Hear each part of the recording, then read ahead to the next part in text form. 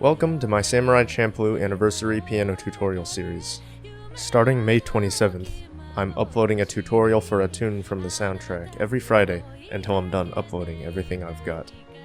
It's week 4, we've got a banger up on deck this week. It's Shiki No Uta by MINMI and Nujabes. This is the song that plays at the end of most episodes, so I think everyone recognizes it. When I watch the ending and hear this song, I'm filled with a deep sense of sorrow and longing for the past. I see Fu standing at the ocean's edge, and I try to imagine what she's thinking about. I've always imagined that she's thinking about all the blood that Mugen and Jin have spilled for her on their journey. The three of them always end up getting into trouble, and a lot of the time, they've got to kill people to get out of it. The main content of the show breezes past the sheer magnitude of death and violence that occurs. I've always seen this ending as a way of acknowledging it, acknowledging all the violence, all the killing, all the blood, and the emotional toll all that carnage might take on someone. The rest of the ending shows us flashbacks of Fu's old life. I take this to indicate that she's thinking of all the events in her life that brought her to the point we see her in the show, where she's going on this violent journey across Japan to find her father. I've always thought that she feels a little bit of longing for those earlier times, before being subjected to all this bloodshed. Listening to this song never fails to make me a little melancholy, but it gets my head bobbing and my foot tapping too. It's a good song. Now, I remember back in the announcement video for this series, I did a little bit of complaining about Shiki No Uta being the only track from Samurai Champloo that people pay attention to enough to make piano tutorials for. So, it might seem odd that I've chosen to make a tutorial for it too, because there's already plenty of them out there. But as you're going to see, my tutorial and arrangement are unique and better than everyone else's. See, I think of this track as a jazz tune, so that's what you're going to get from me today. You need to know a little bit about jazz to play this tune the way I think about it, the way I want you to play it. So in addition to us reviewing how to play Shiki No Uta on piano straightforwardly at a very basic level, we're also going to see how to make this song swing. You're going to get a crash course in the fundamentals of jazz harmony and improvisation from me. That's what makes this tutorial unique. I'll teach you a little bit of jazz, and you'll get to start to see this tune, and jazz music, and music in general, the way I see it. It'll be fun. It's not complicated at all, and best of all, this knowledge will help you for as long as you continue to play any kind of music. Let's do it. First up, an overview of the track. Watch me play through it. This will give you a chance to observe what my fingers are doing.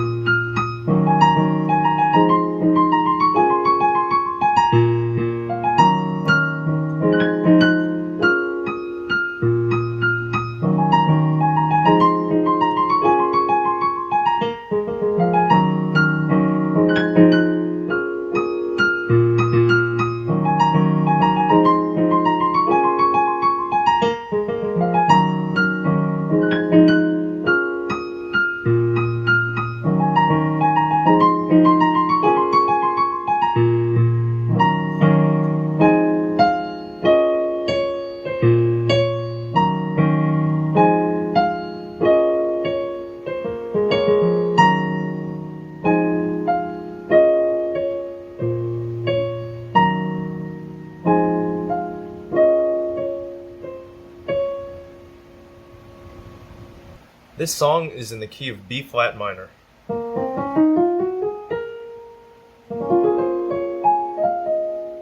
The chord progression is as follows: E flat minor 7, F minor 7, and B flat minor 7. This repeats for the entire song. It's half a bar of E flat minor 7, half a bar of F minor 7, and 1 bar of B flat minor 7. Rinse and repeat.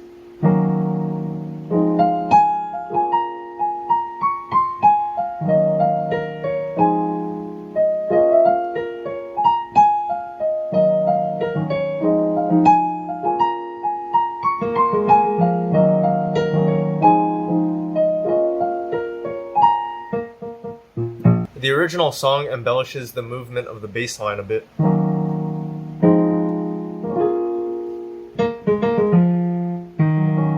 You can feel free to do that too.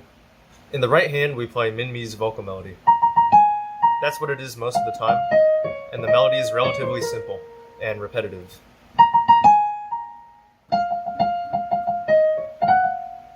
But near the end, there's a moderately quiet piano line that comes in as MINMI fades out.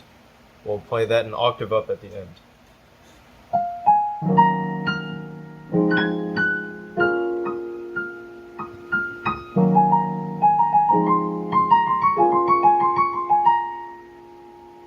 Honestly, there's not too much to go over if all we want to do is play the song on piano just the way it's sung.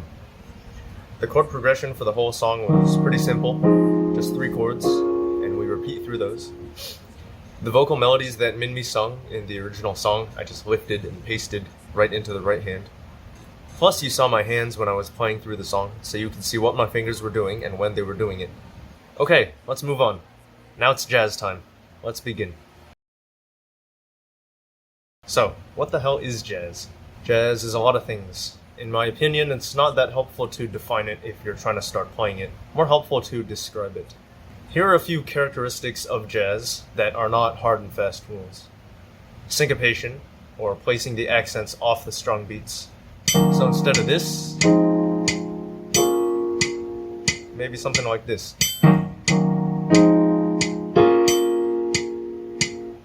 Jazz uses a wide harmonic vocabulary involving stuff like pedal points,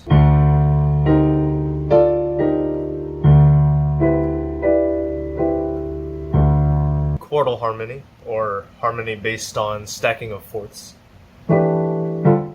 harmonic planing, the usage of modes, and non-functional harmony. Another important characteristic of jazz is improvisation, that is, spontaneous composition, playing stuff that is not planned ahead. Let's go into more depth on syncopation. Syncopation is placing the accents off of the strung beats. In 4/4 time, we typically like accenting 1 and 3. 3, 4. 1, 2, 3.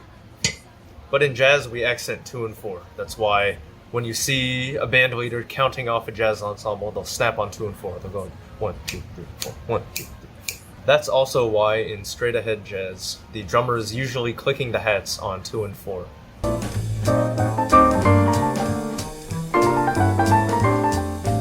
Syncopation also holds true for subdivisions of notes. If we've got a jazz tune with a swing feel, we'll often place emphasis on the last note in the triplet.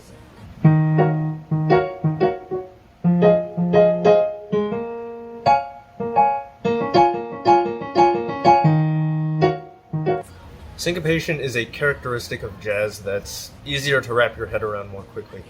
Practicing it might take a minute, but at its core, it's just placing the emphasis off of the strong beats. Harmony and improvisation usually require more time spent thinking hard, so we're going to spend longer going over that stuff. Jazz characteristic number 2 is harmony. Jazz harmony is weird, cool, awesome, relaxing, and intense, all at the same time. Jazz harmony can be really confusing to jump into, but I'll give you 2 big ideas that you should keep in mind as you're exploring jazz harmony. Big idea number 1 is tension and resolution. I'm talking about tension and resolution. A chord progression is a journey from place to place. and cycling between states of tension and resolution make us feel like we're going somewhere. One of the most common snippets of a harmonic progression that you'll ever hear in jazz is a form of tension and resolution. It's the 2-5-1.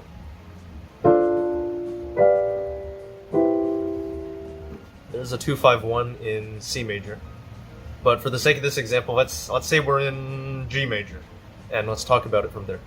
To build the chords up in a 2-5-1, you start on the scale degree indicated by the name of that chord. So for the 2 chord in G major, we'll start on the 2, the second scale degree, and stack up chord tones based on the notes in the scale.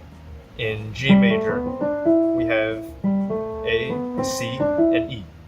Stack them up, and we get our A minor triad, our 2 chord, in G major. Same thing with the 5 chord. D, F sharp, A, there's our D major triad, our 5 chord in G major. And at last, the 1 chord, G major triad. If we stack a 7th on top, we'll end up with a 7th chord. This one is A minor 7. We stack a minor 7th on top and play the triad that we had before. Let's do that again with our 5 chord, this D major triad. Stack a minor 7th on top, and we'll end up with a 5 dominant 7. We call this a D7. And our 1 chord, stacking a major 7th on top. This is our 1 major 7, G major 7. So in the end, we've got A minor 7 to D7 to G major 7. You'll see this progression, this 2 minor 7 to 5-7 to 1 major 7, so many times in jazz that you'll get sick of it. No, maybe not sick of it, but the point is you'll see it a ton. It's everywhere in jazz. Big idea number 2 in jazz harmony is exploration and freedom. Jazz musicians on the bleeding edge back in the day borrowed and incorporated a lot of harmonic ideas from all kinds of sources, from 12-tone serialism to rock and roll to the music of East and South Asia.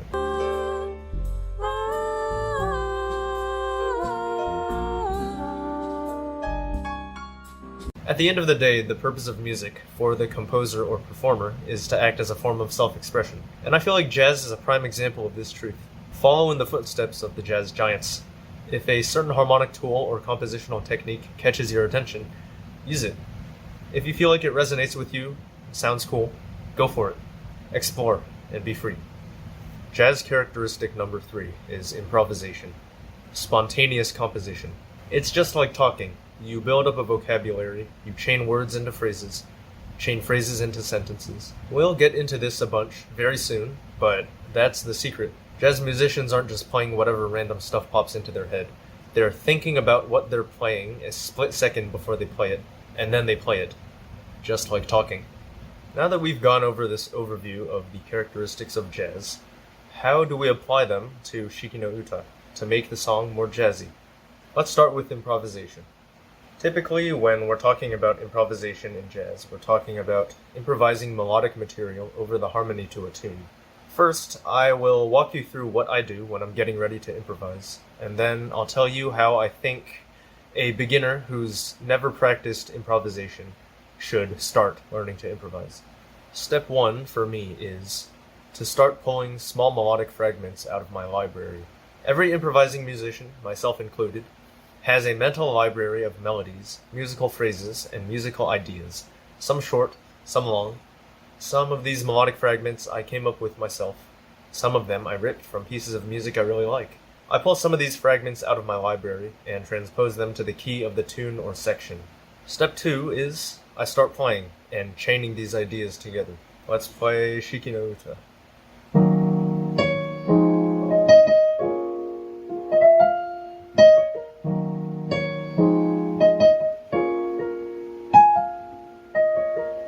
Now I'll start improvising stuff.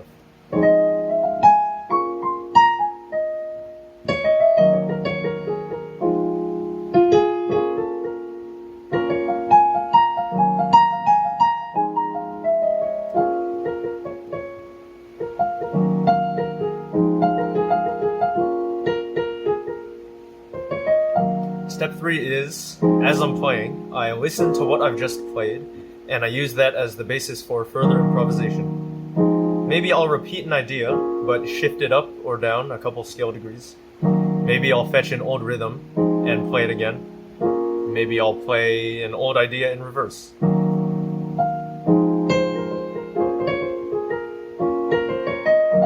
So remember what I just played? It was like a...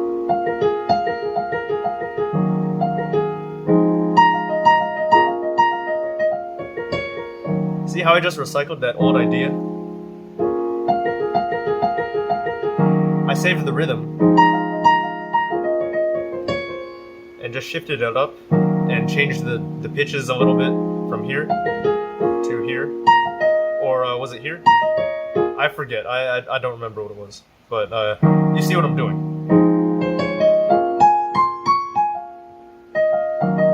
I'm recycling what I've previously played and then improvising more based on that stuff.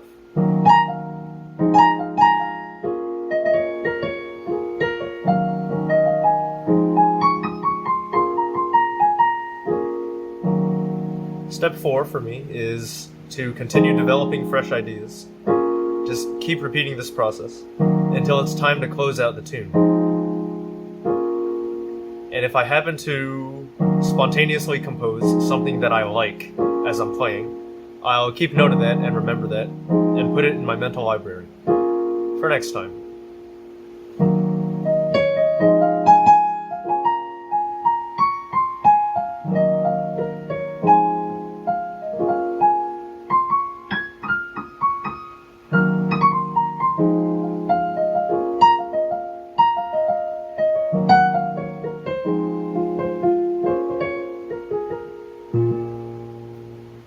Now, here are the steps that I think somebody who's just starting out learning to improvise should take to improve. Step 1 is to start by familiarizing yourself with the notes in the chord you're playing over. These are the chord tones. At the base level, you can make up a rhythm and play through those chord tones. So for Shiki No Uta, we have E flat minor 7, then F minor 7, and then B flat minor 7.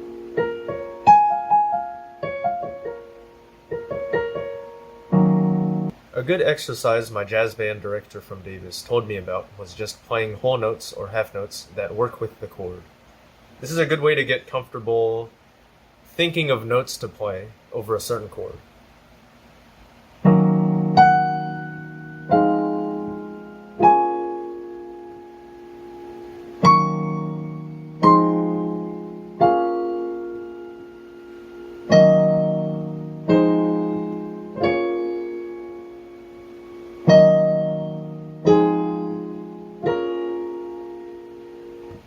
You can do this until you're comfortable picking out notes on the fly and putting them together, even at this slow tempo. Step 2 is you can start speeding them up and connecting them.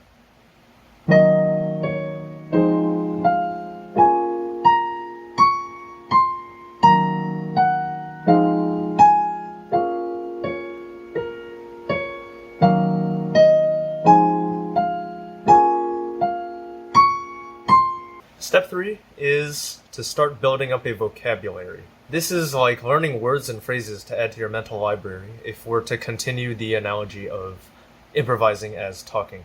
In this analogy, I suppose steps 1 and 2 would be like familiarizing yourself with the basic sounds of a language, the vowels and the consonants, being able to just sound them out when is appropriate, and put together the most basic of words, putting sounds together into words. In my opinion, the best way to build up a vocabulary is to steal melodic fragments from other people. First, you can start by thinking of a full sentence that you already know. Let's say you know My Favorite Things from The Sound of Music.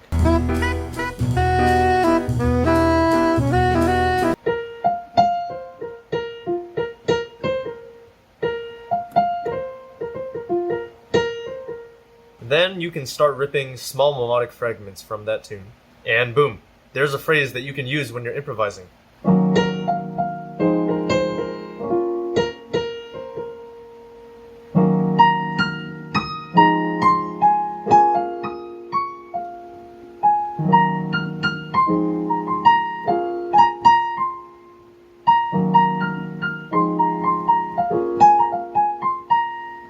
Then you can start looking at other songs to rip melodic fragments from. Let's try Feather by Nujabes, another Nujabes tune.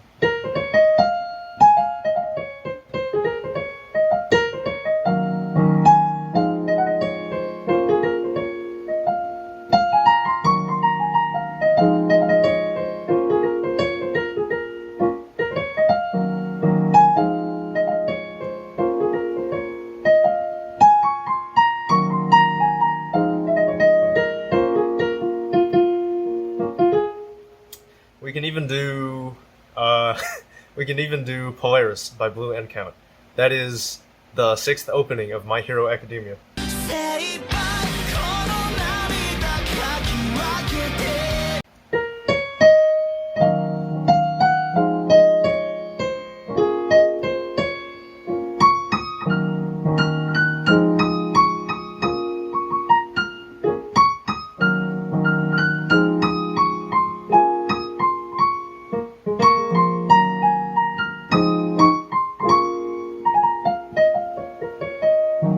Even the head of the tune itself. Jazz musicians do this all the time. You can quote it and start changing it in small ways. It's like ripping a melodic fragment from another song, except the song that you're ripping from is the song that you're playing. So the head of the tune that we're playing, Shiki No Uta, or the main melody, went like this.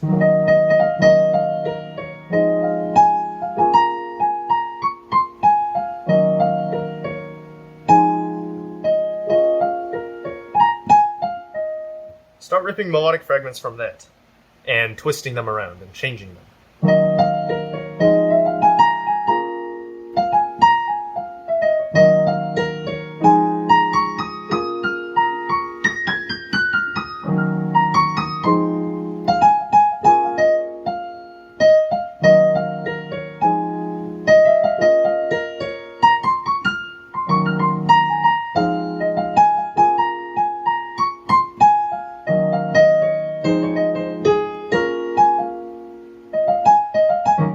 You can start speeding it up, you can change the rhythms.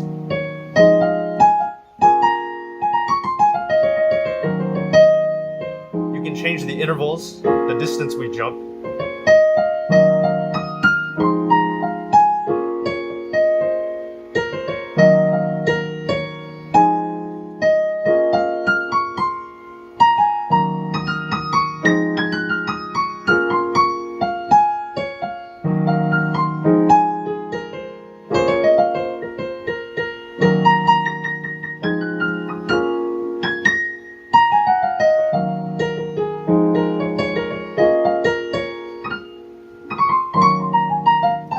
Step 4 is to listen. As you continue to expand your vocabulary of musical words and phrases, aka increase the size of your mental library, you also ought to work on listening to yourself. It helps to pay attention to the rhythms and the notes in the phrases you're playing and remember them.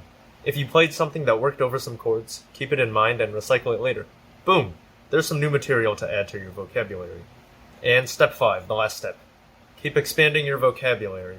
Refining your ability to listen, refining your ability to chain ideas together, getting better at modifying the old ideas and making something new out of them. Do this until you die. As I said before, improvisation is not playing random shit with no plan and no structure. No way. But it's also not about following a script, playing stuff you've learned already and stopping there. Let me reiterate that improvisation is very much like talking. When you're in a conversation with someone, you don't know how the conversation is going to go. You haven't got every single word of every single sentence mapped out beforehand. You enter the conversation, you have a vocabulary full of words, you chain words into phrases, into sentences in your mind, and then you speak them, while also listening to the people you're talking to. That is improvisation. You've already got some musical ideas in your library. You listen to yourself and your fellow musicians, and then you combine the ideas into something new. As with any skill worth learning, you won't get better at improvisation unless you put in the hours. Let me let you in on a little secret. Even as recently as 2021, I barely had a clue how to improvise melodies. In this video that I'm showing here, there's actually very little real improvisation. Most of the so-called improvisation in my piano solo there is actually stuff I fully composed beforehand, and then played almost exactly as I memorized it. But with time, and with hours and hours spent at the piano, it's now a year and a half later, and I'm able to comfortably improvise over a lot of stuff. So get practicing. Some jazz tunes have tons of chord changes. When a jazz musician says changes, they're referring to chord changes, the harmonic progression of a tune. Shiki No Uta only has 3. That's why Shiki No Uta is a good place to start talking about jazz harmony. Not a ton of changes to worry about, but there are still a lot of things we can do with what we have. With jazz harmony, the name of the game really is freedom. There's another thing my jazz band director from Davis told me. Just because the lead sheet has chords on it doesn't mean you need to play them. People reharmonize tunes all the time. In jazz, you are free to do whatever the hell you want to a tune, honestly. But, to start out, here are some examples of harmonic modifications you can make to Shiki No Uta to get it sounding more jazzy. Number 1. Turning triads into 7th chords. Turning triads into 7th chords instantly makes anything more jazzy.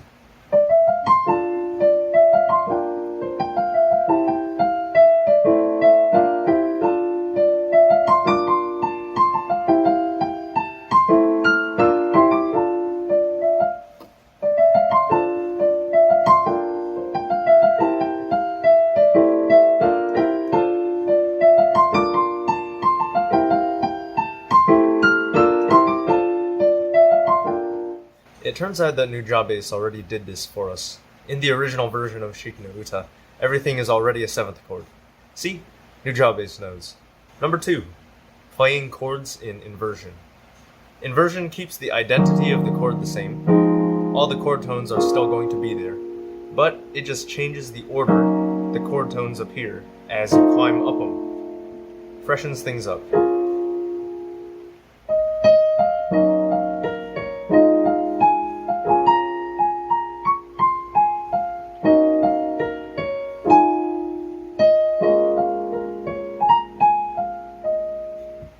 Number 3. Omission of chord tones. I figured out something about leaving certain notes out of chords that would make the chords really obvious. An interesting thing is that when I did take a solo, I tried to also avoid those certain obvious notes. And it did sound very erratic. And I got the biggest applause for that. And I couldn't figure out, what are they applauding for? Now, thinking back on it, I think they felt the purity of what I was doing. They felt the purity of the search. I think it just touched them somehow. There's a maxim in art and poetry. Less is more. Omitting a chord tone or two can add a lot of things to your harmony. Empty space, ambiguity, interest. Try it out. We can get rid of the 5th. Do the same for this one. Do the same for this one. Maybe next time we omit the 3rd. Maybe we omit both the 3rd and the 5th. Leave it completely empty. Leave it wide open.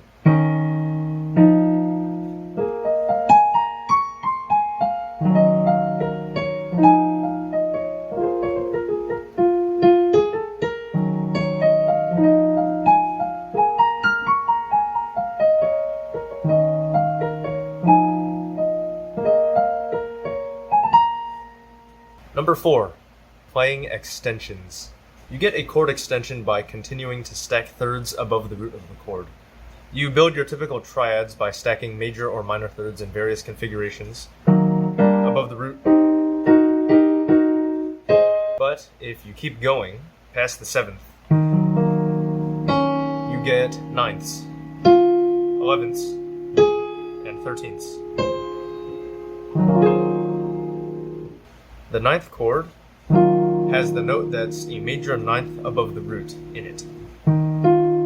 Same thing as a major 2nd, just lifted up an octave. We call this chord E flat minor 9. The 11th chord has the note that's an 11th above the root in it.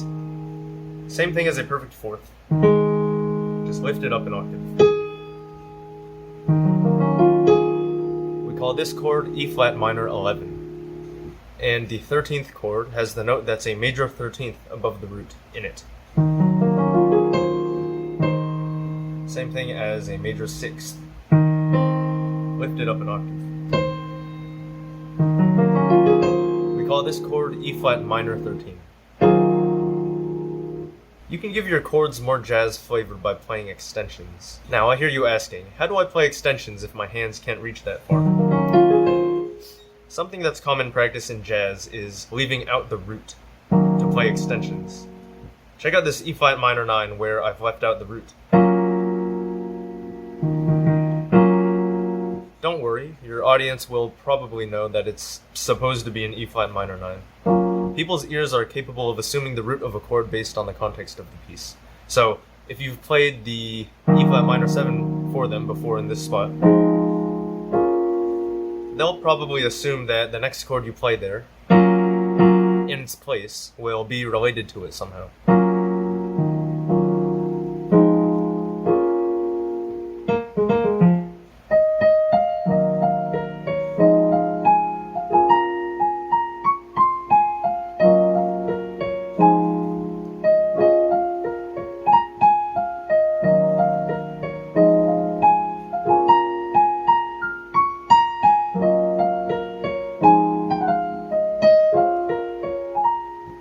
Number 5.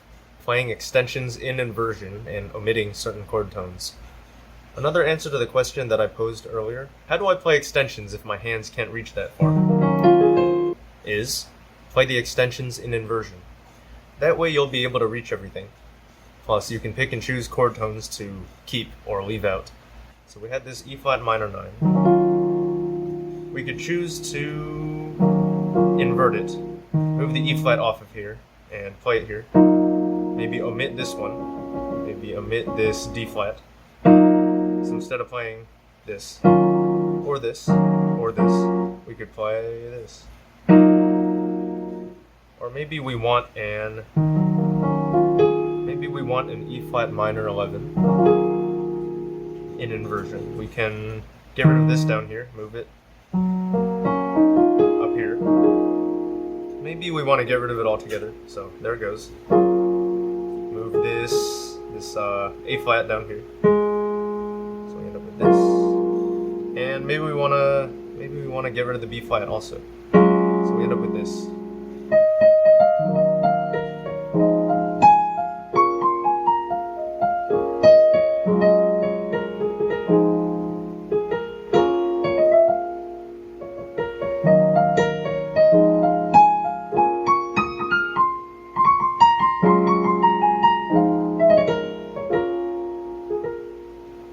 This may make it ambiguous as to what the chord is. Your audience might not know that this was originally an E flat minor 7 or E flat minor 9. But that's cool too, because ambiguity is cool. Ambiguity makes things interesting. Number 6. Playing alterations. When you take a chord tone and raise or lower it, you get an alteration. Quite commonly you'll hear alterations done to 7 chords before they resolve down via 5-1. Like this C7 sharp 5. See here the 5 of this chord. The 1, 3, 5, 7. The 5 is raised. It's sharped.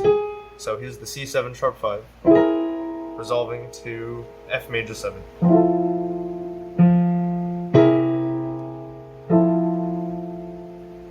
This sharp 5, that's an alteration. You can also alter the extensions too. Here's a B7 flat 9 flat 13, resolving to an E major 7 sharp 11.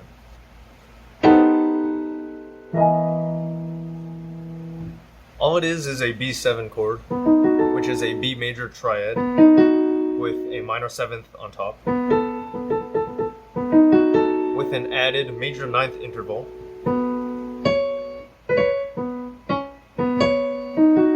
and a major 13th interval.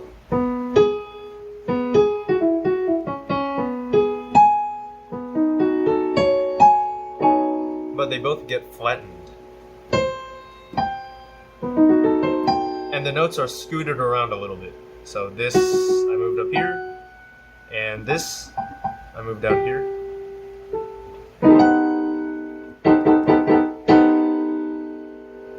And the other one, the E major 7, which is an E major triad with a major 7th on top, plus an 11th above that, which is a perfect 4th, scooted up an octave. And that is sharpened. And the notes are scooted around a little bit there too. So I move this up here, and this down here, and I doubled this E. So I played it like this. All together one more time, that weird shit I just played sounds like... Why do people do this anyway? Why the hell do people use alterations? Well, for me, the easiest way to think about alterations is that they make stuff sound more weird. They typically add tension and dissonance, and thus interest. Because weird is interesting. Weird is cool. Number 7, using quartal harmony. The harmony of most Western tonal music and most jazz is based on thirds. We stack thirds to get triads, stack more thirds to get 7ths, stack even more thirds to get extended chords. Why don't we try something different and try stacking perfect 4ths?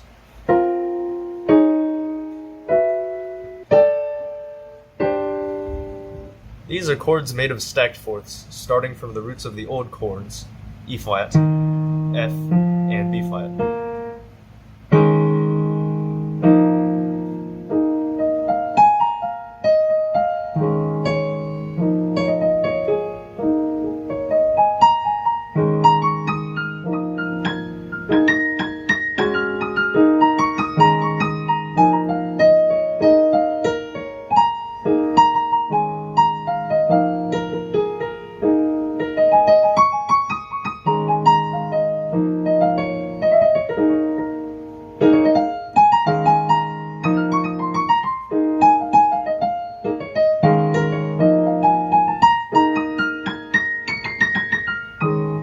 Number 8, mode mixture.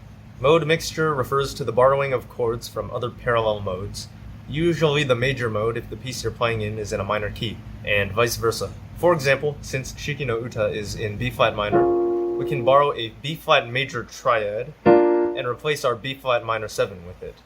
Now our progression would sound like this.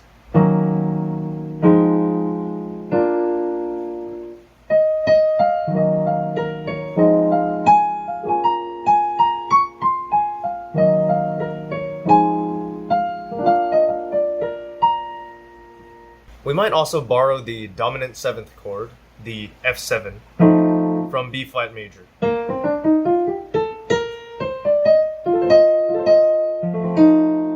And we can use that to replace our F minor 7, turning our progression into this.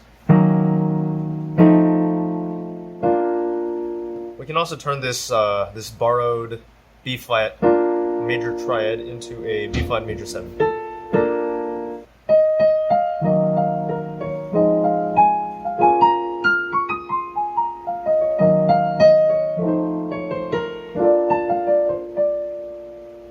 Number 9, turning things into 2-5-1s. We can also just completely substitute in a 2-5-1 to replace whatever the hell we want. I mean, 2-5-1s are jazzy as hell, and who says we can't do that?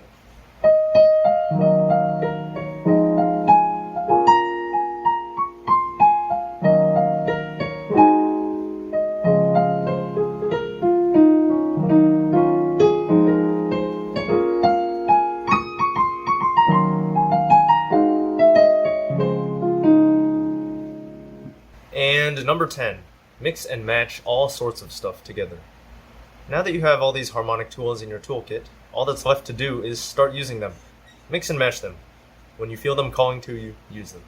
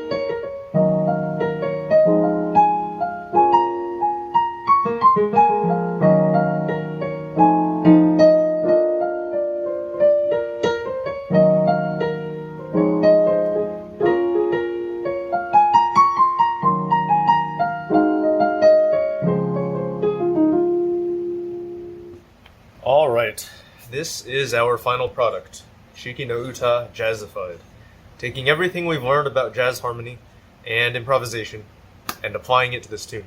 This is the culmination of me talking at you for 45 to 50 minutes, so let's hope it's worth something.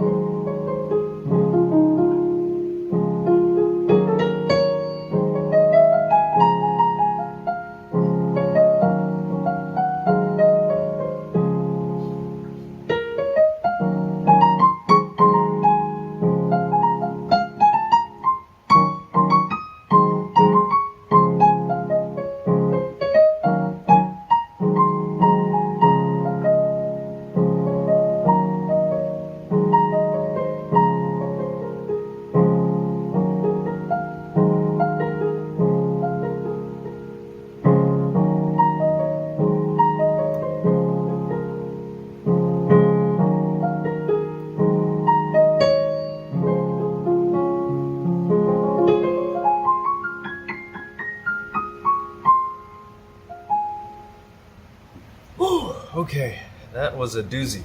Thanks for tuning in this week. Next week we will be going over another Nujabes tune that's got elements of jazz harmony in it.